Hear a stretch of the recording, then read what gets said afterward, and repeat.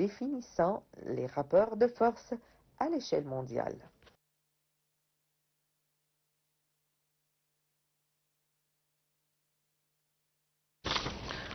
Nous allons amorcer notre entretien avec notre invité, M. Ahmed Mahmoud, directeur de rédaction d'El Ahram en ligne. Monsieur Ahmed Mahmoud, rebonjour. Rebonjour, madame. Alors, en fait, la situation dégénère de plus en plus avec beaucoup d'ampleur et acquiert beaucoup plus de largeur, si on peut le dire, sur un étendue horizontale et verticale et dans toutes les directions. Et évidemment, le premier élément à pointer du doigt concerne l'énergie. Évidemment. Avec la clôture du détroit d'Ormuz, avec les menaces énergétiques, pas seulement pour la région, mais aussi en créant une crise mondiale. Tout d'abord, est-ce qu'on est face à une crise mondiale au niveau de l'énergie ? Presque, oui, presque. On est en face d'une crise économique, non seulement énergétique, mais aussi économique. Parce que avec le conflit là, les prix du gaz, par exemple, ont évidemment augmenté à une limite qui donne un signe de danger pour les utilisations même humaines. Par exemple, en Europe, chauffer les maisons en hiver, ça compte beaucoup sur le gaz. Et là maintenant, avec l'arrêt de supplies de gaz, là il y a un problème qui va tenir surface. Et quels sont les changements les plus importants survenus sur la carte des exportations du gaz après cette guerre? Le premier, évidemment, c'est le gaz de la Russie. Maintenant, il le reprend de nouveau, mais avec même un prix augmenté qui change un petit peu le jeu dans le monde par rapport à l'essence et le gaz. Et à votre avis, est-ce que ceci pourrait inciter le monde à se tourner plus sérieusement vers l'énergie nouvelle et renouvelable, l'énergie propre? Bon, vraiment les efforts mondiaux à partir sur les nouvelles énergies, comme on dit propre énergie, a été tenu très fort, mais malheureusement jusqu'à maintenant ça n'a pas quand même donné l'efficacité nécessaire qu'on a attendue. Jusqu'à maintenant, il y a aussi un besoin pour l'essence fossile, comme on dit, et avec le conflit maintenant, et avec aussi les bombardements sur les mines de gaz, en Iran par exemple et aussi à Qatar, ça va nous ramener de nouveau à utiliser l'essence traditionnelle. Et c'est ça ce qui fait peur un petit peu de faire un retour après avoir fait beaucoup d'efforts pour avancer jusqu'au futur. À votre avis, quel est l'objectif réel de cette guerre? Que veulent toutes ces parties? Bon, ça c'est vraiment une question très difficile. Hein. À mon avis, ça c'est une guerre tactique ou stratégique pour avoir une nouvelle ou un nouveau ordre du Moyen-Orient pour achever un plan économique à la fin. Donc, ce qu'on dit toujours, l'économie bouge la politique, c'est pas le contraire. Donc, à mon avis, il y a une but économique par rapport à l'énergie et l'essence et le pétrole.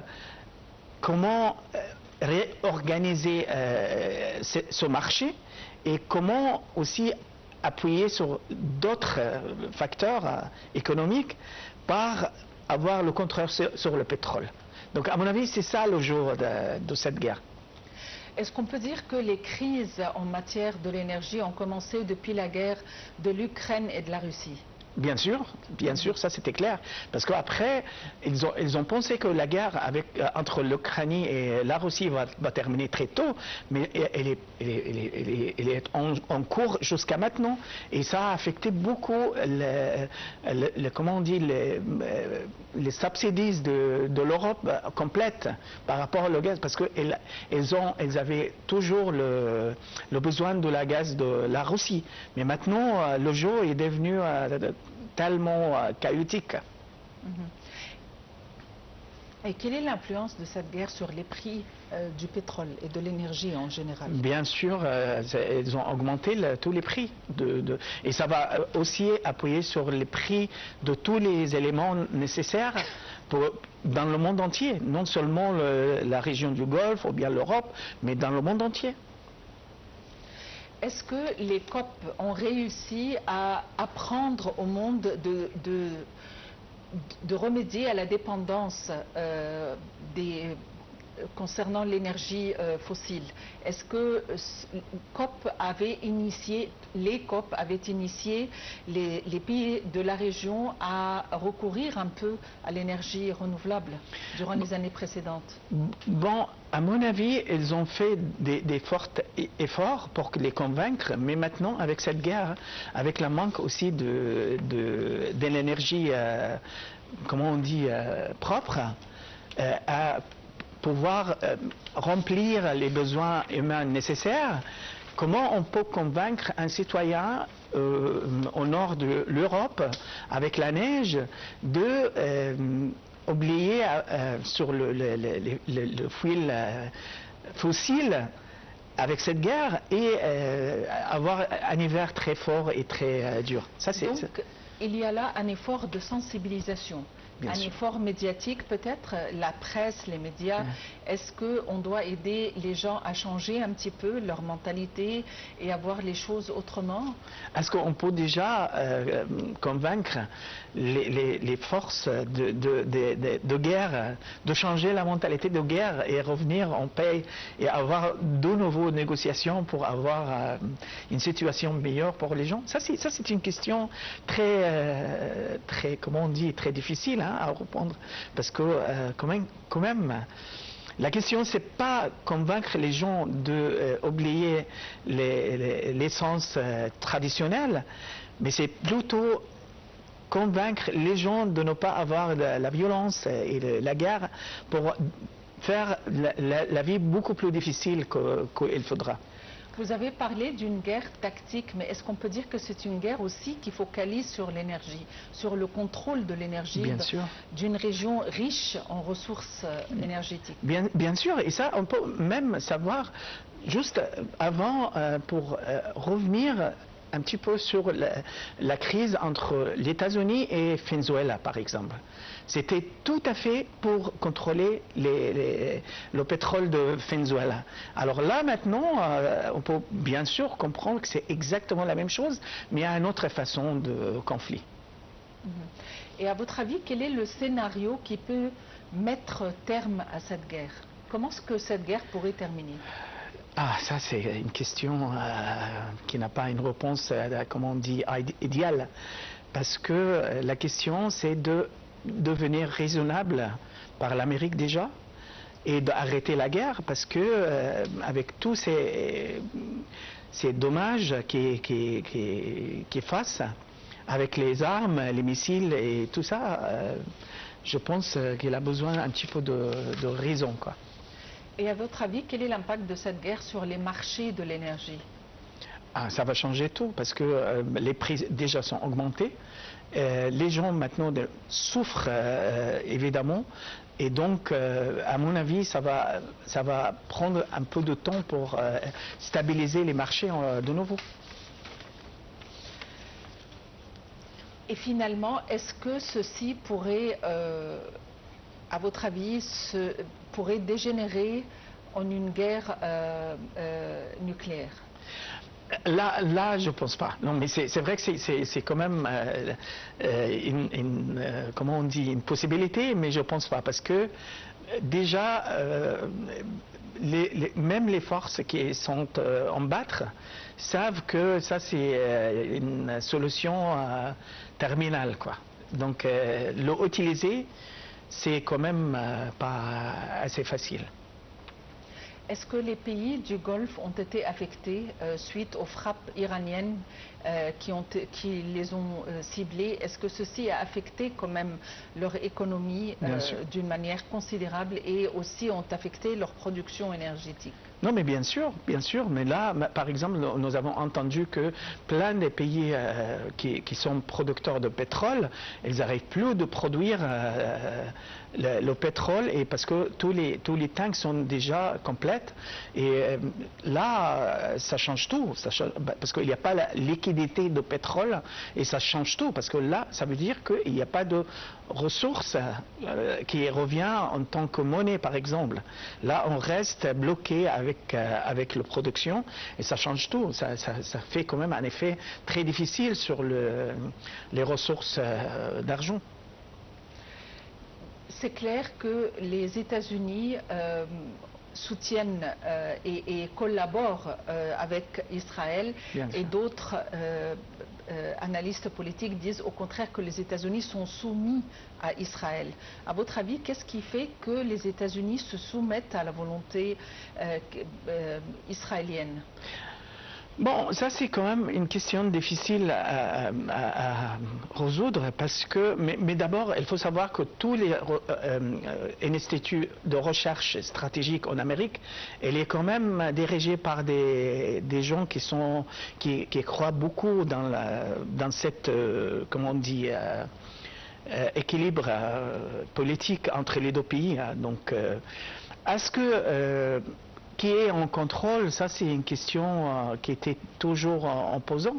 Mais en tout cas, il faut savoir que l'Amérique n'est pas un pays soumis, qui peut suivre des caprices d'autres pays. Parce que si l'effet de guerre ne réalise pas la volonté américaine, l'Amérique ne jamais va le faire. Ça, on l'avait vu dans d'autres contextes, et là, je suis sûr que c'est la même chose. Et quel est l'intérêt des Américains dans cette guerre? Le contrôle de l'économie, le contrôle de pétrole, le contrôle de l'énergie, arrêter l'império chinois, par exemple. Et dans ce cas, ceci nous emmène à l'autre question. Où est la Chine et la Russie? Quelle est leur position? La Chine et la Russie qui ont toujours soutenu l'Iran. Bon, la Chine, c'est un pays qui n'aime pas la guerre. Ça, c'est sûr. Ils l'ont déjà déclaré plusieurs fois, et ils vont toujours dire la même chose. Ils sont en train de, comment on dit, faire des manœuvres peut-être, mais ils ne vont jamais rentrer dans ce conflit en tant que force guerrière. La Russie aussi, parce que la Russie, c'est vrai qu'il y a quand même une coordination, soit scientifique, soit même militaire, sans savoir, pour être sûr, mais c'est une possibilité. Mais quand même, la Russie, ils sont déjà occupés avec le conflit avec l'Ukraine. Donc, à mon avis, ils ne vont jamais rentrer dans ce conflit par force guerrière. Mais en même temps, je vois que la Chine et la Russie, elles vont jouer de loin pour, comment on dit, pour garder l'équilibre un petit peu dans cette guerre, mais elles ne vont pas jamais rentrer facilement. Est-ce que la situation actuelle pourrait inciter les pays du BRICS à plus focaliser sur le concept du recours à la devise locale? À mon avis, cette guerre rassure les pays de BRICS qu'il faudra continuer leur chemin qu'ils ont déjà commencé et essayer de renforcer de plus, comment on dit, l'indépendance économique du système mondial de l'économie. Parce que, comme on voit là, maintenant, avec ces caprices-là, ça donne quand même un petit peu de peur pour d'autres pays de ce qui va venir en futur. Et quel est l'impact de cette guerre, d'après vous, sur le pétrodollar? Ah, ça c'est une question claire, je crois.